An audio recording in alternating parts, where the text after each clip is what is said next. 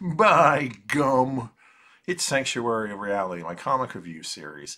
Time now for Cerebus, issue 291, the 26th chapter of Latter Days.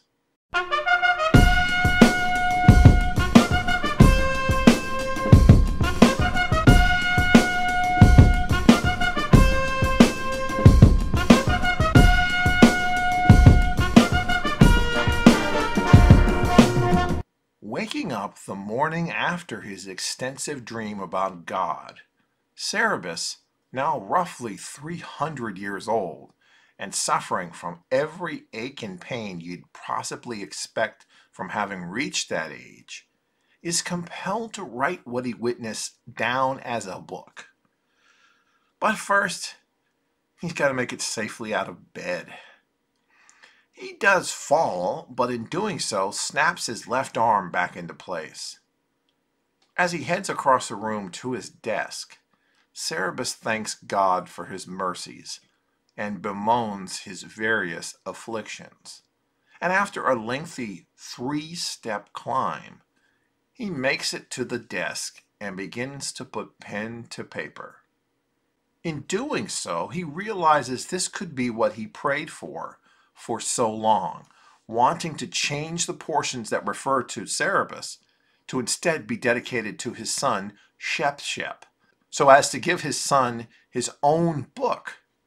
Suddenly struck by lightning, Cerebus abandons this notion to change any word of the book that he's writing, but still longs for something to bring him and Shep together. When finished, the voice of his creator, Dave, comes into Cerebus's head and encourages him to hide the book in a secret compartment by the fireplace, where it will remain for the next 2,000 years until the sanctuary is torn down to make room for a shopping mall. His happiness in having written a new book gives way to senility as he forgets where he puts it almost immediately. After praying, Cerebus tries to exit his room, only to learn from the chief of security on the other side of the door that the sanctuary is on lockdown from a possible attack by a Joannist against the Cerebites.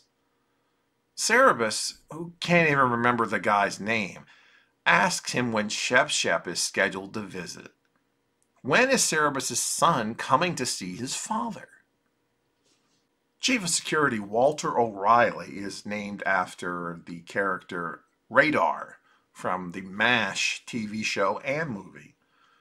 Although, as you see in the annotations in the back of the phone book, he was initially inspired by that character, and then he kind of evolves into Smithers from The Simpsons in a lot of the mannerisms and voice mannerisms in the dialogue later on. So that's an interesting combination.